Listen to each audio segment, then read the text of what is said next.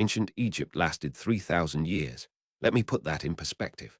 Cleopatra lived closer in time to the moon landing than to the building of the Great Pyramid. When Rome was founded, Egypt was already ancient. This one civilization watched empires rise, conquer everything, and crumble to dust while it just kept going. Pharaohs, pyramids, golden tombs, a river that flooded like clockwork, gods with the heads of animals, and a writing system so beautiful you forgot how to read it for nearly 1,500 years. In the next 20 minutes, you are getting all of it. The entire history of ancient Egypt, from a green Sahara full of hippos to the last queen gambling everything on a Roman civil war and losing. Kingdoms will rise. Kingdoms will collapse. 3 separate times. There is a pharaoh who deleted the gods, a 9-year-old running the most powerful empire on earth, and a 90-year-old man with roughly 100 children. Everything in this video actually happened, so settle in, because by the end, you will understand exactly how one river valley ran the ancient world, and how it all fell apart. Let's start at the beginning, and I mean the very beginning. 10,000 years ago, the Sahara Desert wasn't a desert. It was green, lakes the size of small seas, grasslands full of giraffes, elephants, and hippos, and people hunting, fishing, herding cattle, and painting all of it on rock walls that still survive today, in the middle of what is now the driest place on Earth. Then, around 7,000 years ago, the climate turned. The monsoon rains shifted south. Year by year, the grass died, the lakes shrank, and the sand moved in. People had to go somewhere. And to the east, there was one place with guaranteed water, a ribbon of green cutting through the growing desert, the Nile. So they came. Wave after wave of herders and farmers, squeezing into the river valley, bringing their cattle, their crops, and their gods with them. By around 4000 BC, the banks of the Nile were lined with farming villages, growing wheat and barley, brewing beer, firing pottery, and burying their dead facing the setting sun. The desert that pushed them there never left. It surrounded them completely, and weirdly. That was the best thing that could have happened, because that wall of sand was about to become the greatest natural fortress in history. Here is the cheat code that made Egypt possible. Every single summer, rains in the Ethiopian highlands sent a flood surging down the Nile, right on schedule. The river rose, spilled over its banks, and left behind a layer of black silt so fertile you could practically throw seeds at it and walk away. The Egyptians called their country Kemet, the Black Land. The dead red desert beyond it, Deseret, the Red Land. Life and death, side by side, with a visible line between them. You could stand with 1 foot in each. A predictable flood meant predictable harvests. Predictable harvests meant surplus food. And surplus food is the secret ingredient of every civilization, because it frees people up to become priests, scribes, soldiers, sculptors, and full-time pyramid architects. The river was also a free motorway. The current flows north, but the wind blows south. So you drift one way, raise a sail to go back the other. Moving 30-ton blocks of stone suddenly becomes very doable. One river providing food, water, transport, and building material delivery. All the Egyptians had to do was organize it, and organizing it would create the pharaohs. By 3100 BC, the villages had merged into 2 rival kingdoms. Upper Egypt in the south. Yes, upper is the south, because the Nile flows downhill going north, wearing the white crown. And Lower Egypt in the delta, wearing the red crown. Then a southern king the later Egyptians remembered as Nama, or means, did something nobody had managed before. He conquered the north, put both crowns together into one double crown, united the entire river under a single ruler. We actually have his victory announcement. It is a carved stone pallet showing Nama, giant-sized, about to smash an enemy's head in with a mace. Subtle it is not, but it might be the first political document in human history. Nama founded a capital at Memphis, right on the seam where the 2 lands met. And here is the genius move. The king wasn't just a king. He was declared a living god, the falcon god Horus, walking around in sandals. Obey your ruler because he is literally a deity. As a system of government, it is outrageous. It also worked, more or less, for the next 3,000 years. The pharaoh was born, and Egypt was about to invent paperwork. You cannot run a kingdom on memory. You need records. Who paid their grain tax? Who owes labor? How much beer the pyramid workers get? And yes, that was a real and very important government calculation. So the Egyptians developed one of the earliest writing systems on Earth. Hieroglyphs, sacred carvings. Over 700 picture signs that could spell sounds, whole words, or ideas. Owls, reeds, water ripples, feet, an actual man hitting himself on the head. Is beautiful, it is complicated, and it took scribes years of brutal schooling to master. One surviving school text basically says, "Be a scribe, every other job is terrible." And honestly, fair. Scribes didn't pay taxes and didn't do manual labor. For everyday paperwork, they used a faster scribbly version called hieratic, written in ink on papyrus, paper made from mashed river reeds, another Egyptian invention the world would use for thousands of years. With writing, Egypt became a machine, a census, tax ledgers, warehouses with inventory lists, work rotas, court records. It is not glamorous. Nobody makes movies about ancient accounting. But this bureaucratic engine is exactly what let one man's command move 100,000 tons of stone. Speaking of which, it is pyramid time. Around 2670 BC, a pharaoh named Djoser had a vizier named Imhotep, a genius so famous the Egyptians later worshipped him as a god. Royal tombs at the time were flat rectangles of mud brick. Imhotep thought, what if we stacked 6 of them in stone? The result was the step pyramid at Saqqara, the oldest large stone building on the planet.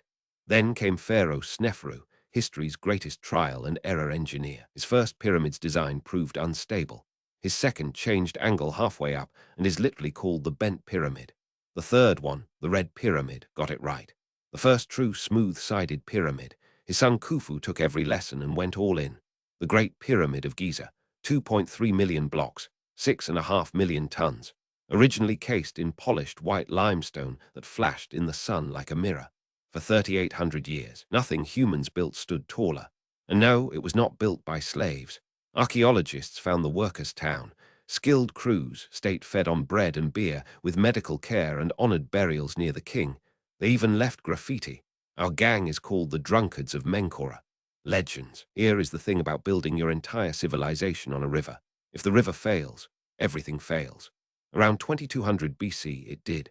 A massive climate event hit the whole region, the rains in Ethiopia weakened, and the Nile flood shrank year after year. The pharaoh at the time, Pepi II, had come to the throne as a small child and reigned for possibly 90 years, long enough for the system to rot around him. The floods failed. The harvests failed. And a king who claims to personally guarantee the flood has a serious credibility problem when the flood doesn't show up. The state fractured. Provincial governors stopped sending taxes and started acting like little kings. Egyptian texts from after this era read like horror stories. The desert is throughout the land. The man of virtue walks in mourning. Hearts are violent. They remembered it as a wound. We call it the first intermediate period, Egypt's first dark age. It lasted over a century. But mark this pattern, because you will see it twice more before we are done. Egypt shatters, and then Egypt reunites. A ruler from the south always comes to stitch it back together. The first one was coming. His name was Mentuhotep. Around 2055 BC, Mentuhotep II, a war leader from the southern city of Thebes, crushed the northern rivals and reunited the two lands. Egypt, version 2, the Middle Kingdom, and it had learned something. The pharaohs of this era still called themselves gods, but the propaganda changed. The king now presented himself as a shepherd, the man responsible for feeding and protecting his flock. After a century of famine, that message landed, engineered like it too. Massive irrigation works turned the Fayum marshland into a breadbasket. Granaries were stockpiled against bad floods. In the south, they pushed into Nubia and built a chain of brutal mud brick mega-fortresses to control the gold mines. And gold, remember that word, because Egyptian gold is about to become the engine of international politics. This was also Egypt's literary golden age. The story of Sinew, a royal official who flees Egypt, makes it big abroad and just wants to come home to die, was copied by schoolboys for 1,000 years. It is basically the first great novel. For 2 centuries, Egypt was stable, rich, and confident, which is usually exactly when the universe decides to send a surprise. This time, the surprise had chariots. Around 1700 BC, the Middle Kingdom faded, and power in the Delta slipped to a group of settlers from Western Asia. The Egyptians called their rulers Hekakasat, rulers of foreign lands. We say Hyksos, and they arrived with a technology package Egypt simply did not have. Bronze weapons, composite bows that hit twice as hard at twice the range, and the horse-drawn chariot, the fastest war machine on Earth. Egypt, the proudest civilization alive, spent the next century split in half and paying tribute to foreign kings on Egyptian soil. It was a humiliation they never forgot. But here is what makes Egypt, Egypt. They didn't just seethe. They studied. The southern kingdom in Thebes adopted the bronze, the bows, the chariots, and then turned all of it back on their occupiers. The pharaoh Sekhonenna died trying. His mummy still shows the axe wounds. His son Kamos fought on. And finally, around 1550 BC, Ahmose I stormed the Hyksos' capital, chased them out of Egypt entirely, and reunited the two lands. Third act incoming. And this time, Egypt drew a very different lesson from the trauma: never let the enemy reach the Nile again. Translation: Empire. New Kingdom is Egypt's imperial age, the era of almost every pharaoh you have heard of. And it opens with one of history's boldest power moves. Around 1479 BC, the pharaoh died, leaving a toddler heir. His aunt and stepmother Hatshepsut was appointed regent, standard procedure. Then, within a few years, she just became pharaoh, not queen. King, she had herself portrayed in statues with the full royal kit, the kilt, the crown, even the ceremonial false beard, because the office of pharaoh was male, so she simply wore the office. And she was good at it. Over 20 years of peace, a building spree topped by her cliff temple at Deir el-Bahari, one of the most stunning buildings of the ancient world, and a famous trade expedition south to the land of Punt, which returned with gold, ebony, ivory, exotic animals, and live incense trees, roots and all. It is all carved on her temple walls like a documentary. After her death, her successor eventually had her images chiseled out, and her name dropped from the king lists. The erasure nearly worked. She vanished for 3,000 years, until archaeologists put the fragments back together. Nice try, Thutmose. The stepson Hatshepsut kept from the throne turned out to be slightly good at war. Thutmose III led 17 military campaigns and lost none of them. Historians literally call him the Napoleon of Egypt. His masterpiece came at Megiddo, where enemy princes blocked the two safe roads and left an insanely narrow mountain pass undefended, because no sane commander would take an army through its single file. So he did exactly that, came out behind their lines, and took the city. By the end, the empire ran from the Euphrates River in Syria to deep in Sudan. And then came the Golden Age. Under Amenhotep III, Egypt was the superpower of the planet. Foreign kings wrote begging letters for Egyptian gold. One actually complains, "Gold is like dust in your land, you just scoop it up." Tribute poured in. Colossal temples went up at Karnak and Luxor. Art hit a peak of elegance never really matched again. But quietly, inside the machine, a rival power was growing. The priesthood of the god Ammon, swimming in donated land and treasure, richer with every victory. Remember them, because the next pharaoh is about to declare war on the gods themselves. Around 1353 BC, Amenhotep IV took the throne and broke Egypt's brain. He declared that the 2,000 gods Egypt had worshipped for over a millennium and a half were out. All of them. There was only one god worth worshipping, the Aten, the physical disk of the sun. He renamed himself Akhenaten, servant of the Aten, shut down the temples of Ammon, seized their wealth, and had the old god's name chiseled off monuments across the entire country. And he abandoned Thebes and built a brand new capital from nothing in the empty desert, Akhetaten. Even the art changed overnight. The royal family shone with elongated heads, drooping bellies, strange and dreamlike, utterly unlike 3,000 years of Egyptian style. Some call it history's first experiment with one god. Meanwhile, the empire ran on autopilot. We have the diplomatic mail, clay tablets from vassal cities, begging for troops as everything crumbled. Many went unanswered. When Akhenaten died, the backlash was total. The temples reopened. The new city was abandoned to the sand. His monuments were smashed, his name hacked out, his existence deleted from the official king lists. Egypt tried to erase him the way he had erased the gods, and his son is the most famous pharaoh in the world. Tutankhamun took the throne at about 9 years old. Let that sink in. 9, ruling the richest empire on earth, in the wreckage of his father's religious revolution. His advisors steered the restoration. The old gods returned, Ammon's temples reopened, and the boy's own name was changed from Tutankhaten to Tutankhamun to make the point. He ruled for roughly a decade and died at about 90. Scans of his mummy suggest no murder, more likely a leg fracture plus malaria finishing the job. As pharaohs go, he was minor, a footnote. He got a small, cramped tomb, sealed in a hurry, and that is exactly why he is immortal, because every grand royal tomb in the Valley of the Kings was found emptied by robbers. Some were cleaned out within decades. Tut's little doorway got buried under debris and forgotten. Until November 1922, when Howard Carter, on his very last funded season of searching, found a staircase. Asked if he could see anything through the hole in the door, Carter managed. Yes, wonderful things. Over 5,000 objects. Chariots, thrones, jewelry, and that solid gold death mask, probably the most famous artifact on the planet. The forgotten pharaoh became the face of ancient Egypt. If you asked Ramesses II who the greatest pharaoh was, he would say Ramesses II, and then carve the answer onto every flat surface in Egypt, which he basically did. He reigned 66 years, built more temples and colossal statues of himself than any pharaoh ever, and fathered somewhere around 100 children. His defining moment came early. At Kadesh, around 1274 BC, he marched into the largest chariot battle in recorded history, thousands of chariots against the Hittite Empire. His intelligence was wrong, his army strung out, and the Hittites smashed into his camp. Ramesses personally rallied the survivors and fought his way out of an ambush that should have killed him. The battle was, at best, a draw. Naturally, he went home and had victory carved across Egypt in letters the size of buildings, with himself giant-sized, single-handedly mowing down enemies. But here is the mature part. About 15 years later, Egypt and the Hittites signed the earliest peace treaty whose text survives. A copy hangs at the United Nations today. He built the jaw-dropping rock temples of Abu Simbel, lived to around 90. And one more thing. In 1976, his mummy flew to Paris for conservation, issued an actual passport. Occupation, king, deceased. Around 1200 BC, the entire civilized world fell over. Not just Egypt, everyone. The Hittite Empire erased.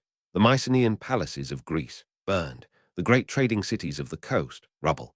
Historians call it the Bronze Age collapse, and it hit like a system-wide crash. Drought, famine, earthquakes, broken trade routes, and waves of desperate migrants and raiders the Egyptians called the Sea Peoples. Egypt, under Ramesses III, actually stood its ground. In 1177 BC, he met the Sea Peoples in the Nile Delta and shattered their fleet. The walls of his temple show enemy ships capsizing under storms of arrows. Egypt survived. Barely, but it was hollowed out. The empire in Asia was gone. The gold economy sputtered. In a workers' village, we get history's first recorded labor strike.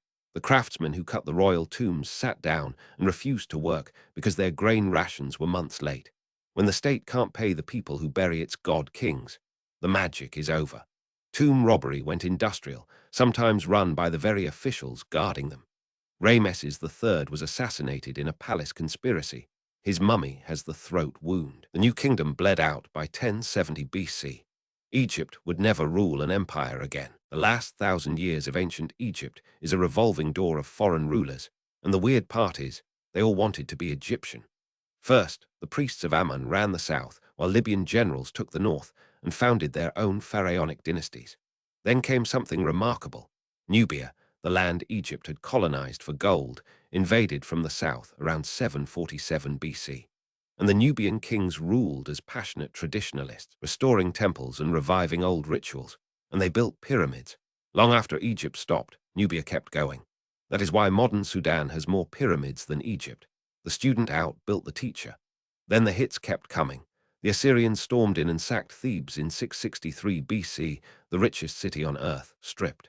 A native dynasty clawed back independence, and Egypt roared back to life one last time. Then in 525 BC came the Persians, who folded Egypt into the largest empire the world had yet seen. Egyptians revolted, won freedom for 60 years, lost it again. Through all of it, the temples endured, the Nile flooded, the scribes kept writing. Egypt kept absorbing its conquerors. And then, in 332 BC, a 24-year-old Macedonian showed up, and Egypt welcomed him. Alexander the Great took Egypt from Persia without a real fight, sacrificed to the Egyptian gods, and got himself declared son of Ammon, pharaoh, stamped and approved. On the coast, he sketched out a new city, Alexandria. Then he marched off to conquer the rest of the world and never came back.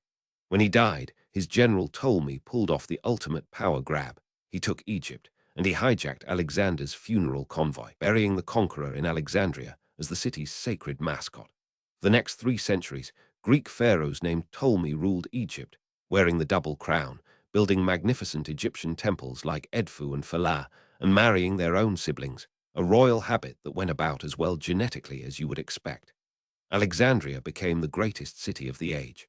The lighthouse, 400 feet of engineering flex, one of the 7 wonders. And the library, the maddest intellectual project of antiquity, aiming to hold a copy of every book on earth. Ships docking in the harbor were searched for scrolls to copy. Here, scholars measured the circumference of the earth with sticks and shadows and got shockingly close. And it was a Ptolemy who ordered a decree carved in 3 scripts on a slab of granodiorite at a town called Rosetta. File that away. It is about to matter. Cleopatra the Seventh was the last of the Ptolemies, and unlike her ancestors, she actually learned to speak Egyptian, possibly the first of her dynasty to bother in nearly 300 years. She was brilliant, a polyglot, a political operator, ruling the richest prize in the Mediterranean while Rome, the new superpower, circled it like a shark.